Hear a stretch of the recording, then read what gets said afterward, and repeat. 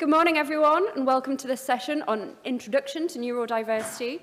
We're going to have two speakers this morning. We have Sue Fletcher-Watson and, I forgot Robert's second name, Robert Chapman, who are going to be talking about neurodiversity. Each speaker will talk for 20 minutes, and we'll have 10 minutes for questions at the end. There are microphones down at the front, but it would be preferable if you could submit your questions through the app for ease, and we'll read them out. So I'm going to hand over to Sue now, who will be talking about the fundamentals of neurodiversity. Thank you so much, Amy. Thank you very much for coming to this session. I know there's a lot of excellent competition in the programme, partly because I helped make the programme. I'm really proud of it. It is so exciting to be at this point where ITAKOM's actually happening after literally like 2 years of planning it. So thank you all for being here. I hope you have a wonderful time. Okay, so yeah, I'm Sue. I'm a professor of developmental psychology at the University of Edinburgh, and I'm co-chair of the conference. And I felt a bit awkward putting myself into the schedule, but we all thought that it would be good to have a talk near the beginning that just gave some basic definitions and the kind of shape of the field or understanding about it. And so that's what I have set myself up to do. But I want to emphasize that I'm not saying today, like, this is the correct way to talk about neurodiversity or to think about neurodiversity. What I am saying is this is the way I think about it, and I think there are good reasons to think about it this way. And hopefully that will be useful. I have a conflict of interest statement up on my blog if you want to look it up. You don't have to remember the URL. You can just Google my very long name and the word medium, and my blog will come up, and you can find the conflict of interest statement there. I just also want to do a shout out for the Research Cafe. Our research team and the Patrick Wild Centre have joined forces in the Cromdale, which is the space in the basement where the posters and the coffees are and lunch is being served. And they're going to be hosting different research projects at that Research Cafe stall throughout today and tomorrow. So if you want to come and hear about the work that we're doing in this space, you can hear about it there. Things like the LEANS project, which some of you might have heard of, and the Neurodiversity Alliance, and many others. I also wanted to say a thank you before I start to my many collaborators and colleagues and friends who have got me to the point where I think I can talk about neurodiversity in a vaguely authoritative manner, particularly all of the autistic mentors that I have worked with and the autistic people's organisations who we've had the honour to collaborate with. Okay, so I'm going to say what neurodiversity is. I'm going to talk a little bit about some ways in which I think we can fail to realise the full potential of the idea through some kind of mythical understandings of what the sort of limitations of neurodiversity. So I'm going to try and challenge some of those myths a little bit. I'm going to talk a little bit briefly about why I think the idea of neurodiversity or the neurodiversity paradigm is so essential, why we need it to move forward, and what it would look like applied in practice. Okay, so neurodiversity is quite a simple concept, fundamentally. The idea that all of us vary in the way that our brains work. And so we take in information in different ways, we process it in different ways, and that means that we behave in different ways. The fact that neurodiversity exists in the human population is the reason why we have labels like autism or ADHD. If all our brains worked the same way, we wouldn't have those labels, right? So those are a kind of consequence of the fact of neurodiversity. But neurodiversity is really about individual differences, right? We cluster people together and give that cluster a name, but ultimately, neurodiversity operates at an individual level. Every single brain is unique, every single individual is unique. So that's fairly uncontroversial. I don't think anyone's going to make an argument that we all have exactly the same brain. But where it gets more radical is when you start to think about what the consequences of that idea are. So the neurodiversity paradigm is sort of thinking about applying this idea kind of conceptually. So there are three elements to this as presented often. So one is that neurodiversity is naturally occurring in the human race. So it's not been synthetically created or whatever, it just happens, and it's always going to be there. No one way of being, so no one kind of neural operating system, if you like, is inherently better than any other. And finally, that neurodiversity operates much like other dimensions of equality and diversity, so things like gender or ethnicity. What I mean by that is that the experience of neurodivergent people is heavily dictated by the reactions of other people, by things like stereotypes, prejudices, discrimination, and so on. So we need to think about, when we're thinking about understanding and affirming neurodiversity, we're often thinking about doing that in the same way that we address other dimensions of human diversity. So these paradigm tenets are taken particularly from the work of Nick Walker, who is presenting at the conference, which I am thrilled about. This is her book, Neuroqueer Heresies, which I can highly recommend, but you can also read a lot of her writing on her website, neuroqueer.com. I would add one fourth element to the neurodiversity paradigm. This is kind of implicit in what's come before, but I think it's worth drawing out on its own. So that's the idea that when we talk about neurodiversity as a kind of strength-based approach, we're not just talking about identifying and celebrating people's individual talents. We're also talking about strength as a collective property of diversity. So the fact that we're all different is in itself a strength of the human race, right? So that's where the strength comes into neurodiversity for me. So as a metaphor for talking about this, we often talk about trees in a woodland, and we found this a really helpful way for understanding some of these ideas more deeply.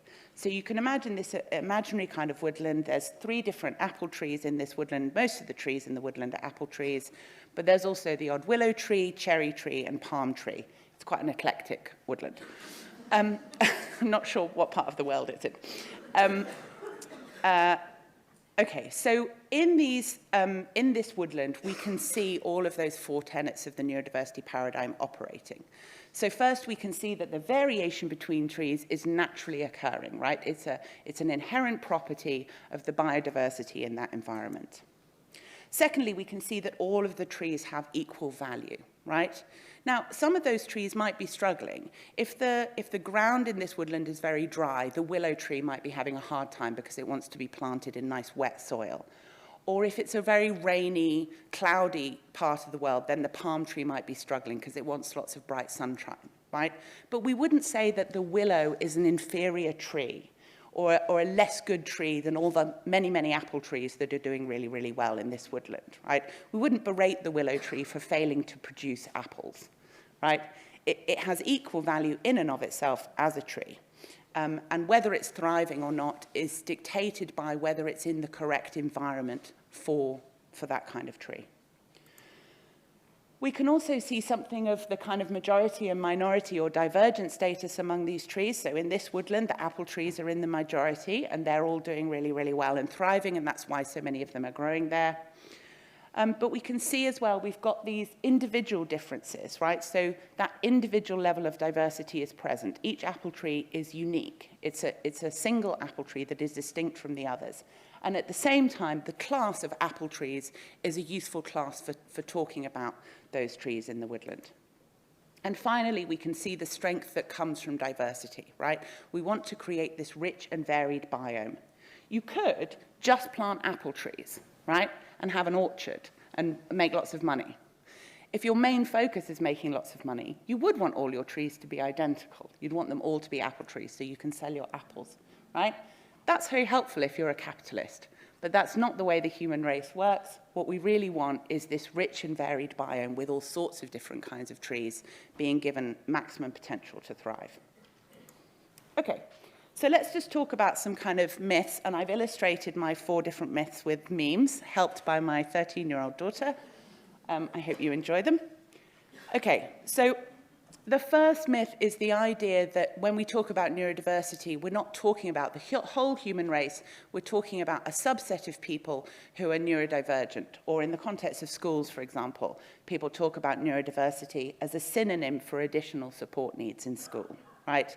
So you'll hear people talking about how they want to look after their neurodiverse students in their neurodiverse student hub.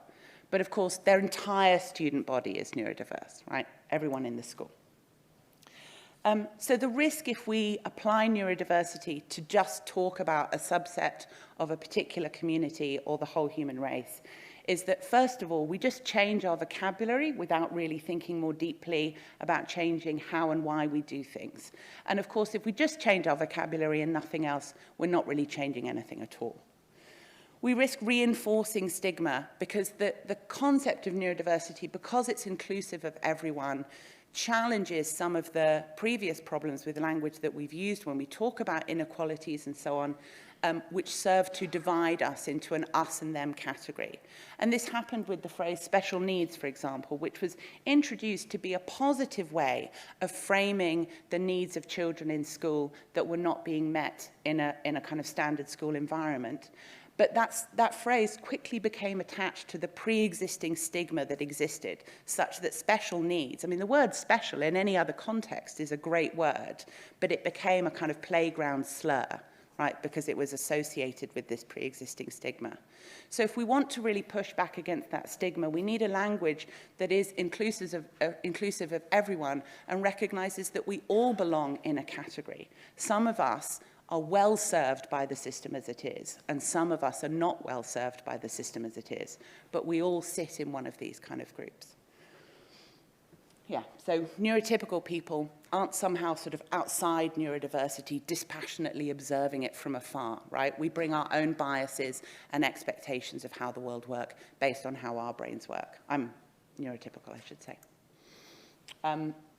Okay, so then the second one is about strengths. I've already mentioned this before, but I think we need to move to this point of understanding that while it is excellent to identify an individual person's strengths, celebrate and nurture those, that is not realizing the full potential of the idea, right?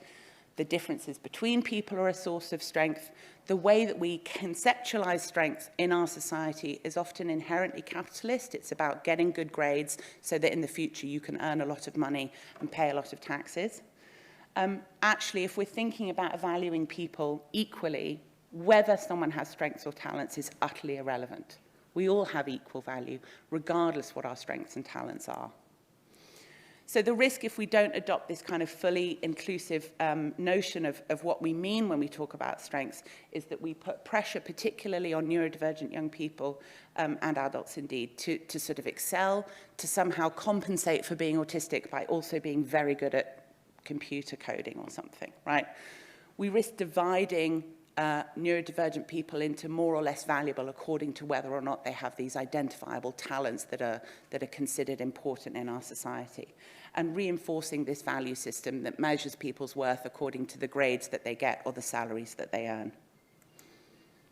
I think another issue, so when I talk about valuing everyone equally, I think one of the worries that people have is that what I'm saying is everyone has, or no one has any need for support, right? For any kind of additional modification to the environment or tool or whatever to enable them to thrive.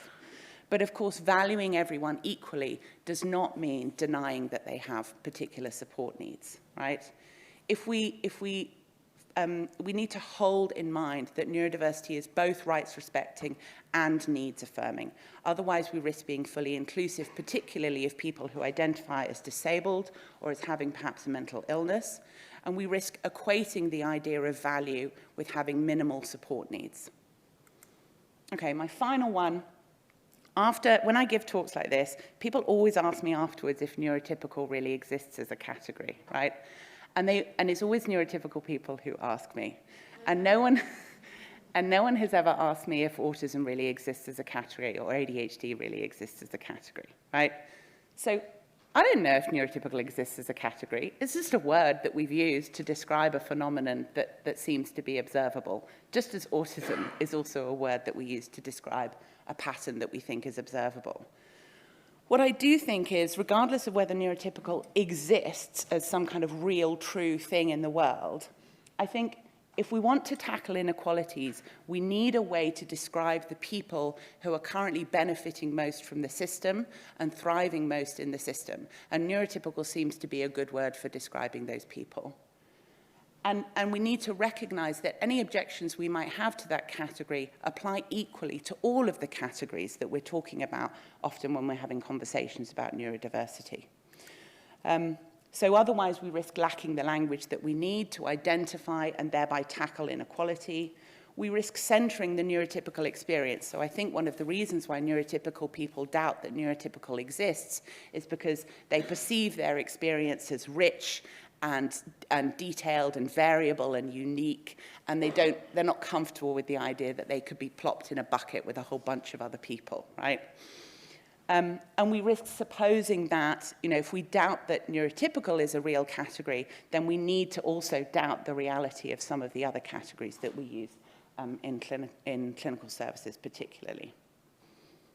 Okay, so hopefully then I've convinced you that there are ways to adopt the idea of neurodiversity that are maximally inclusive of everyone. And hopefully those ways also have the maximum chance to benefit people. So I'm just going to briefly say something about why I think we need a new way of doing things and what's wrong with what we've already got. And I'm going to do this quite quickly because I want to keep to time.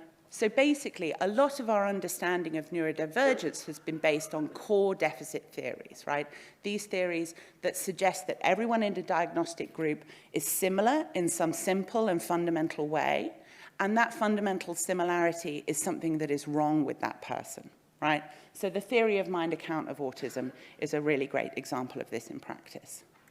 And these core deficit theories drive what we do post-diagnostically. So often what we're trying to do is offer a differential diagnosis, so a unique diagnostic label.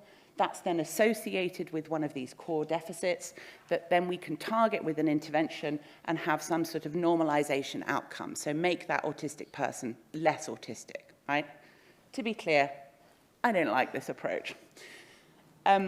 I think we can challenge the underlying assumptions of this model. So first, the core assumption, there's a wealth of data that I'm not going to go into, but you can read about it in this brilliant paper from Duncan Astle and colleagues, that shows that while we can classify people perhaps according to a diagnostic label or a cognitive profile or some kind of neurological feature or genetic feature, those classifications do not map onto each other. So all of the people with a given diagnostic label, like ADHD, do not share a common neurological profile or a common cognitive or a common genetic profile. The deficit assumption is also very flawed. So these are data from Catherine Crompton's work, which basically show that when autistic people interact with each other, they have great rapport and great information transfer, the same as when non-autistic people interact with each other.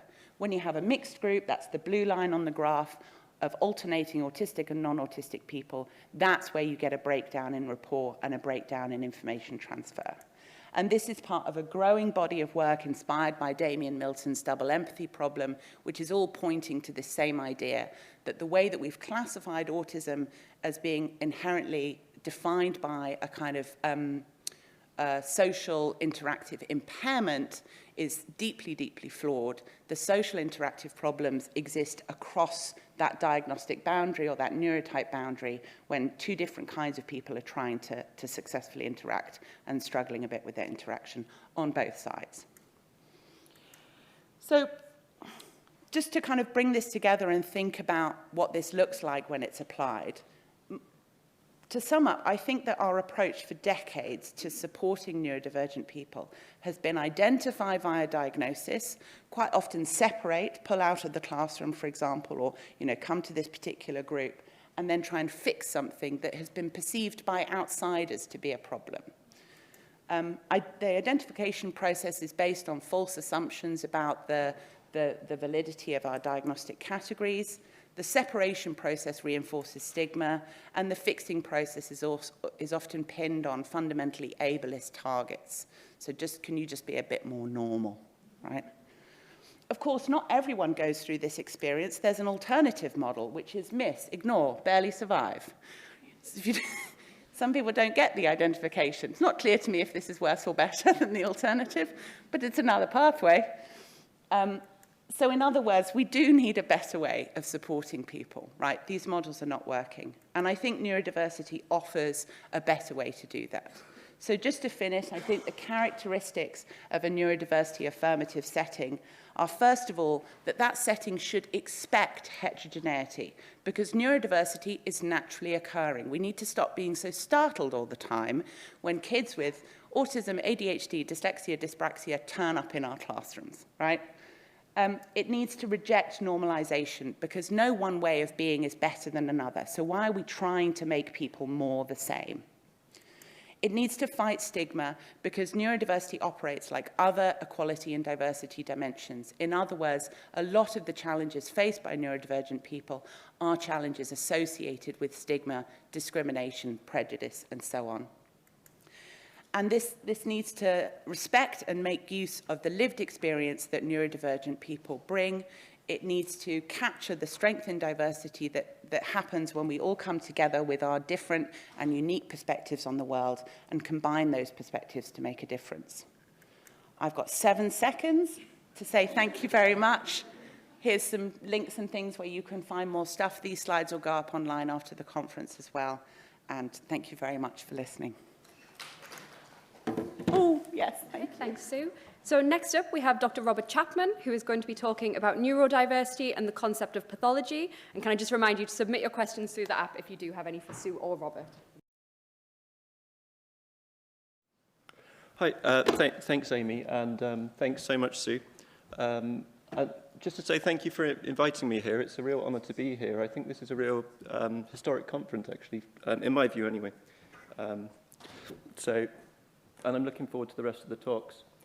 I want to follow on from Sue's talk, and I think this fits quite well. I just say I agreed with everything as well, by the way. So I like the idea of plopping neurotypical in a bucket, as you put it. That's something to think about. So something which I've been quite preoccupied with as a philosopher, as someone who works on theory for a long time, is what I call neurodiversity and the concept of pathology, the concept of illness or disorder. And the reason for this is that, for the most part, the neurodiversity movement and the attempt to shift to a neurodiversity paradigm has been oriented towards depathologization, right? To stop people just being pathologized, being positioned as ill and deficient and so forth, and to challenge that. And yet, within the movement, I think at least implicitly and sometimes explicitly, there still is some concept of pathology, in some cases. And I want to talk about a shift we might be moving towards, and that we're beginning to see in the movement. So I want to say a bit about why this is important to think about, and two concepts, harmful pathologization and harmful depathologization. When I say harmful pathologization, I mean when society and doctors and so forth decide that a group of people is pathological and positions them as such, but in a way which turns out to be wrong and harmful. A very clear historical example of this is the pathologization of queerness. Through most of the 20th century, if you were gay or lesbian, this would be classified as a mental disorder. In retrospect, we know this is, of course, a catastrophic error. It increases stigma, it's harmful for people, it's harmful for people's self-development, and it leads to all kinds of terrible treatment of people, all kinds of abuses, conversion therapy, and so forth. So that's a case of something I would call harmful pathologization. And I think this example shows that we need to be really wary of this. It's a constant risk. We could have harmfully pathologized a group when, in fact, it would be better to not do that. But also, I think you can go the other way. You can have what I call harmful depathologization. One example of this might be the way people kind of co-opt the OCD label, even though they don't have OCD. I'm sure you've all heard this, right? So someone's a bit pedantic or a bit tidy or whatever, and they kind of go, oh, I'm so OCD. I'm so OCD. And speaking and reading a great many writers with OCD, and I don't have OCD myself, by the way, and speaking to many people with OCD, many find this really harmful because it takes what is a debilitating medical condition, intrusive thoughts and so forth, and just turns it into a kind of quirky trait. So this is what I call harmful depathologization. It's when there's a case of something that is, for at least many people, really helpful and necessary to recognize as a medical condition, gets kind of co-opted or turned into something just that isn't recognized as a condition. So it seems that you have a risk either way. And how we conceptualize health and how we conceptualize pathology is really important because we want to get it right so we don't end up with harmful pathologization on the one hand or harmful depathologization on the other.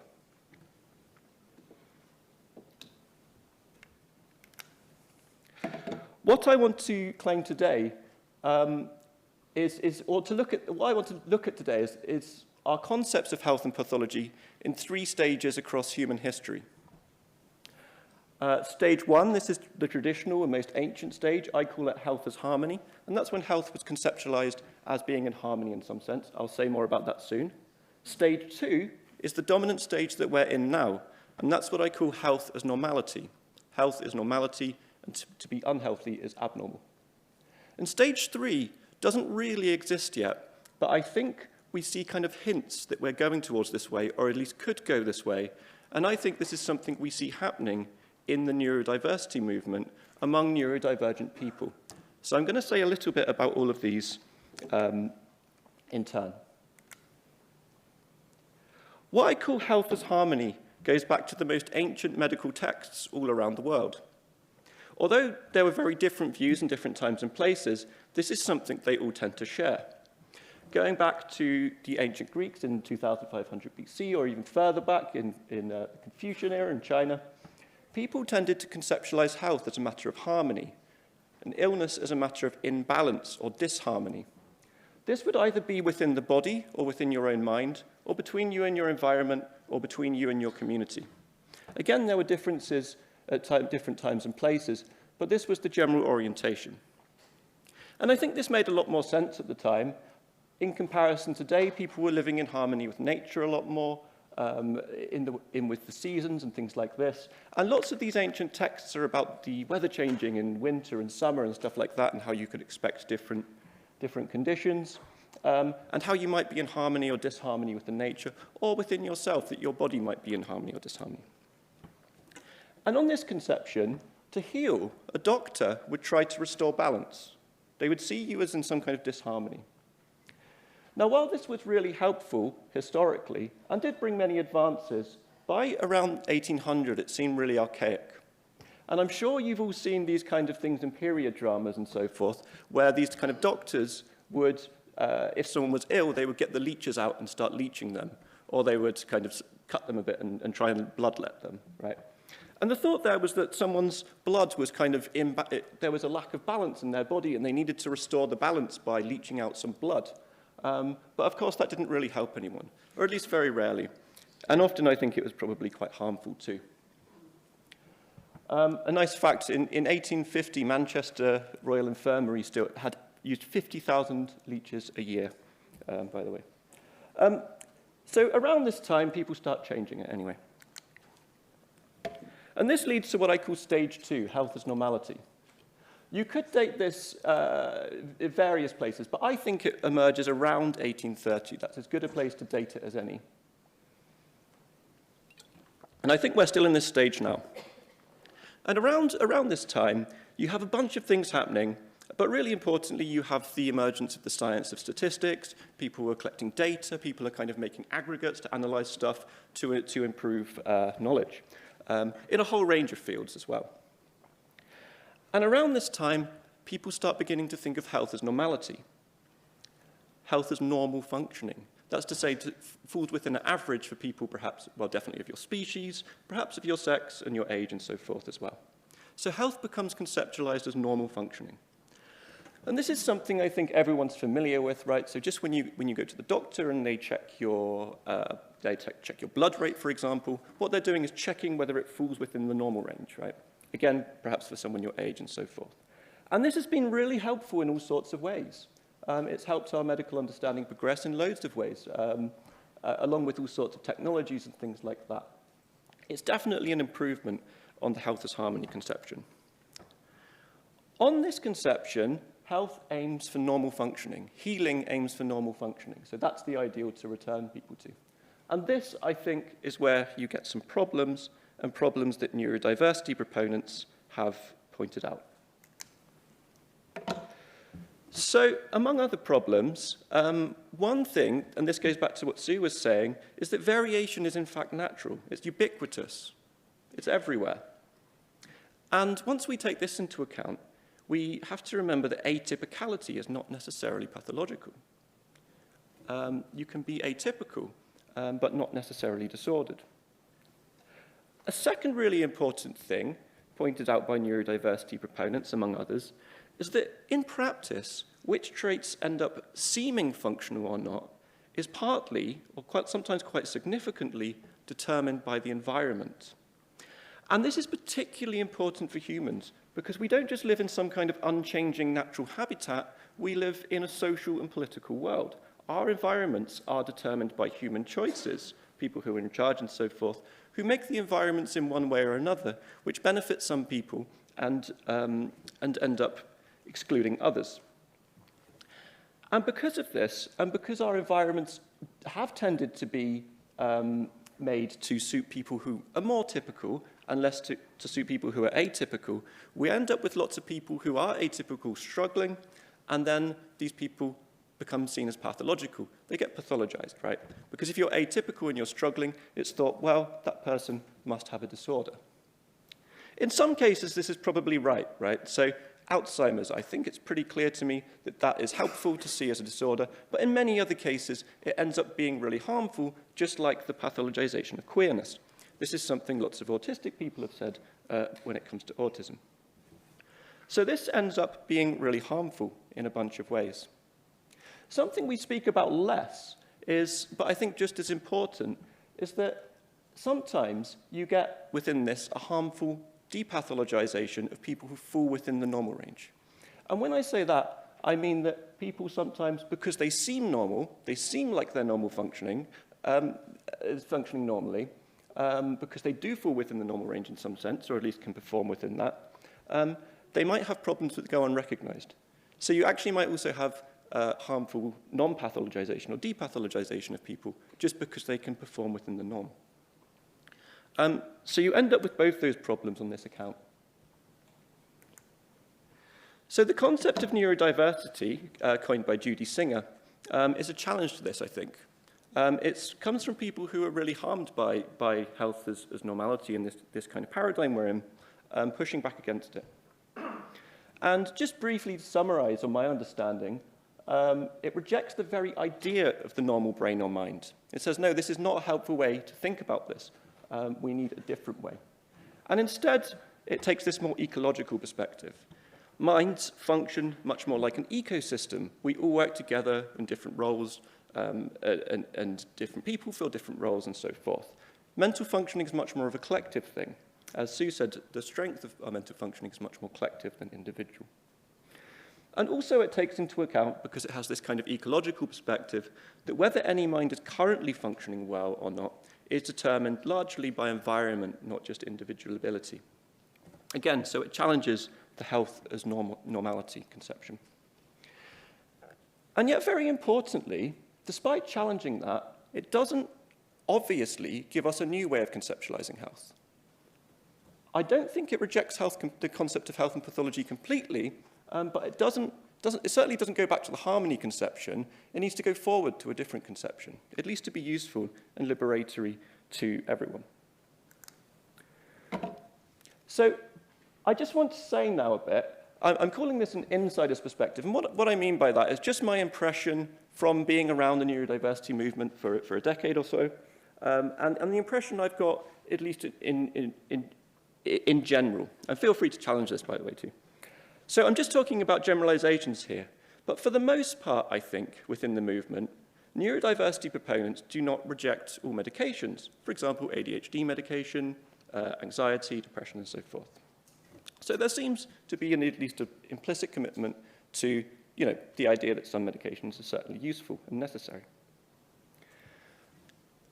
In a different way, I think most, again, not all, proponents still see a whole bunch of things like eating disorders, certain anxiety disorders and so forth as genuine health problems, things that you need treatment for and recognition for, right?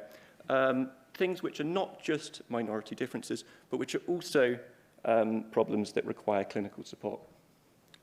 A third very different example is dementia. I've never met a neurodiversity proponent who thinks dementia or Alzheimer's is not a not a medical condition. and so forth. So even though these things are all very different from each other, you still have some kind of conception of pathology there, of mental or neurological pathology, even though it's completely different in each case. And of course, these would be contested by different people. There are different views. So there's still an acceptance of health here, and health and pathology in some sense. But it's not a health as harmony conception, and it's not a health as normality conception. So how can we make sense of this?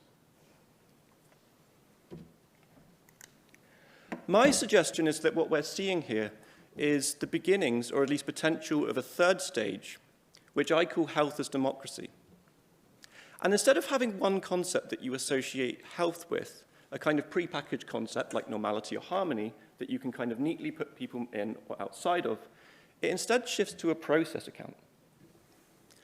A process that is a democratic process of asking people how they feel about themselves and different people with different disabilities and so forth.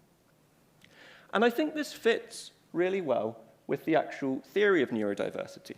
So neurodiversity begins with the acknowledgement that neurological variation is completely ubiquitous. It's everywhere, so we can't just have this concept of normality to rely on. But it also acknowledges that atypical minds are marginalized and oppressed and often pathologized from the outside in ways that can be harmful. So it instead shifts towards centering the perspectives of minority groups. And I think because of this, what you see here is that instead of just proposing one clear new concept of health, there's more of a shift towards democratic processes.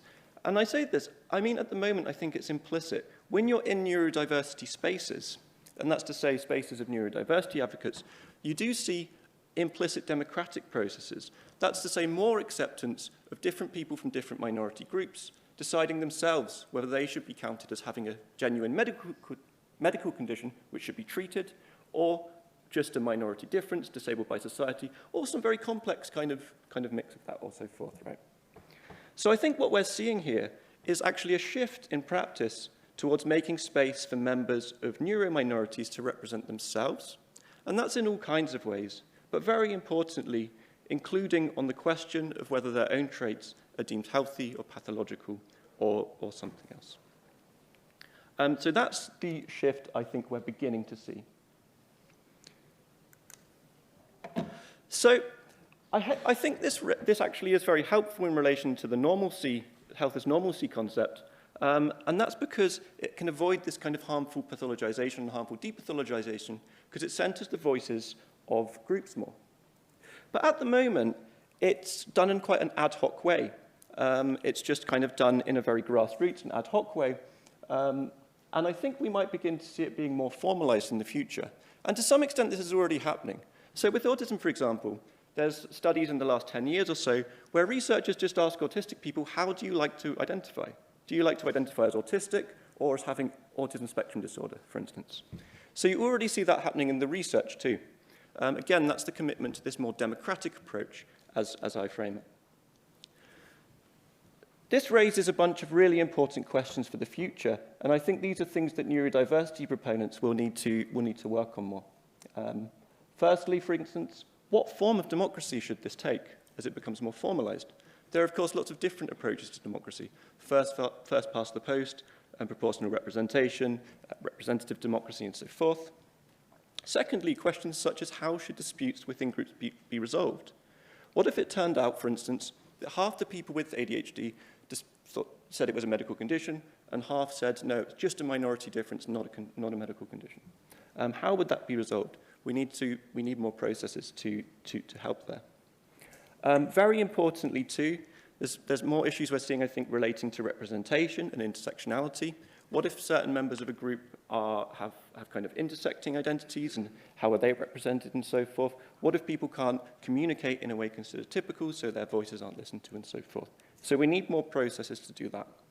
And I think these are really some of the key questions for neurodiversity proponents over the coming years. And I think these are really important to ask to make sure that our paradigm is liberatory for everyone. Thank you very much. Thank you very much for those two excellent talks. So we have a few questions on here, but if anyone does want to ask a question, do feel free to come down. But I'm going to start off by asking, and this is for both of you, I think, whether emphasizing the neuro aspect of neurodiversity might indirectly lead to the medicalization of autism and other forms of neurodivergence. Do you want to go on? You have a go first. Okay, so I think the neuro is helpful for a bunch of reasons, actually. So sometimes it can be unhelpful, and I think sometimes it ends up with the kind of reductionist way of thinking about this, like, oh, it's just all in the brain. But of course, we aren't just brains, where our brains are embodied, and our bodies are embedded, and all of these things, and actually where we have this much more complex interaction. But I think the more ecological framing of the neurodiversity paradigm takes all of that into account. So there is a risk of kind of slipping into this kind of neurological reductionism where it can just look like there's a problem in the brain. But I think if you take the ecological kind of framework more seriously, then you avoid that. So I think maybe it's not a perfect concept, but concepts never are perfect, and it seems to be pretty helpful at the moment. Yeah, I think so too. The thing I worry about with the neuro part is that people might think that in trying to understand and resolve some of the problems that neurodivergent people face, the brain is the right place to look, which I'm not sure that it is, right? I mean, I think, you know, neuroscientific research is really fascinating and important, but there are other places that we need to focus our attention if we want to resolve some of the inequalities faced by neurodivergent people. So that's one of my sort of slight worries about the neuro part, but I completely agree with you. I mean, I think it's a great concept. I also had a really interesting conversation at an event a little while ago where a queer person came up to me and said, do you think that queerness could also be part of neurodiversity? And I think what they were really seeking was some more scientifically a sort of objective, externalized validity for their identity that would somehow hold water better than just a self-declaration like, I'm queer, right? And that was interesting to me, that they saw neurodiversity as having that strength of being, I don't know, sciencey, I think. Yeah. I mean, this is actually one of the helpful things about it, though, because it sounds sciencey, it's been actually really useful for challenging certain things in science. Obviously, that's not the only reason. The main reason is that the theory is actually really helpful, and it's helpful in practice. But as a kind of rhetorical device, it's actually been helpful for that reason too, and I think that's important. Excellent. So I'm going to ask a question now, and I think this is probably more aimed at Sue, but Robert, feel free to chime in, which is how do we support parents and services to draw upon a neurodiversity perspective, particularly in cases where they're trying to provide support for people with particularly complex or high support needs? Yeah, I think a neurodiversity perspective is a great advantage when it comes to considering people who have, you know, what's known as a complex profile, though someone I work with says that we should just call it an expensive profile, because that's what we really mean. For me, what neurodiversity tells us is that assuming that a package of support is linked to someone's diagnosis is the wrong assumption to make, right? So you get your autism diagnosis and then you get the autism package, or you get your ADHD diagnosis and you get the ADHD package, whatever that looks like in a given setting. I think neurodiversity liberates us from that sort of diagnostic gatekeeping a bit and encourages us to think about what the individual's needs are, which may or may not be those that are sort of classically associated with their given diagnosis, and certainly would not be those that are particularly used when making a diagnosis, right? So when you're making an autism diagnosis, observing how someone uses eye contact is very informative in terms of working out who's autistic and who's not, but it's utterly irrelevant to me when it comes to what might be an appropriate avenue for support, right? So I think for these complex cases where there's a lot going on, potentially multiple diagnoses, or maybe there's no diagnosis because people can't really work it out, neurodiversity is quite liberating because it says, actually, don't worry about the diagnostic label and what you assume is the appropriate package associated with that label. Just worry about what are the needs of the person in front of you and how they can be resolved as immediately as possible. Excellent, thank you. Before I move on, I just want to ask if there's anyone who would like to come down and ask a question. Some questions from the audience. Yes. Could you come down to the mic, please, so that people watching online can see? Fine. Oh, seeing as you're already there, you might as well. I tried to use the app, but I ran out of characters, so strap in. I might have to cut you off if it goes on too long. It's not as bad as it sounds, Sue, don't worry. Okay. It's a question for Robert. I'm really the paradigm of health as democracy really appeals to me, but as an NHS doctor, I'm mindful of the fact we are living in a socialised rather than consumer-led health system, which is in turn governed by evidence-based medicine. So how do you, that's a challenge, isn't it, for democracy, which is inherently about diversity of provision, where you have this system which is inherently uniformed. It sort of tends towards uniformity. Right, yeah, so, I mean, democracy has always been a struggle, and it always will be, right? And people have had to really fight for democracy historically, and I don't think it will be easy, and I think it's something, and it's not something I've got some kind of well worked out plan for either that I can see. So I guess what I was trying to draw attention to is just that I think this is one way of understanding a shift we're seeing happening.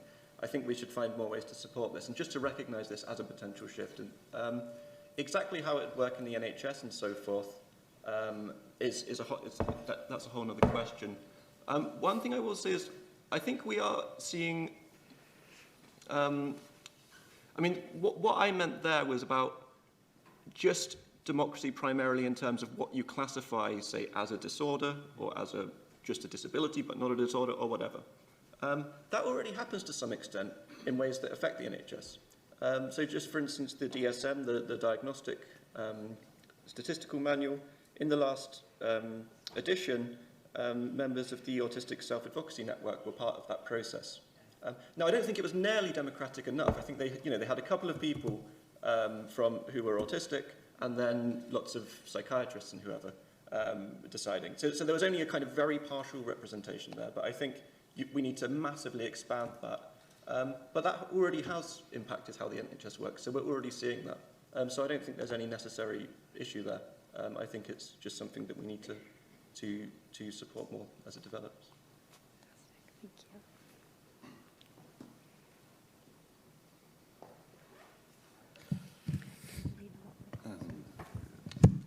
Sorry.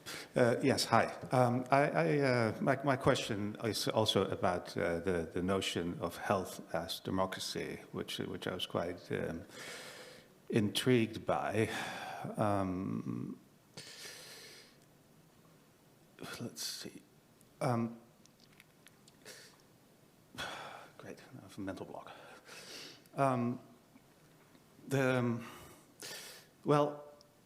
The democracy is the rule of majority, right?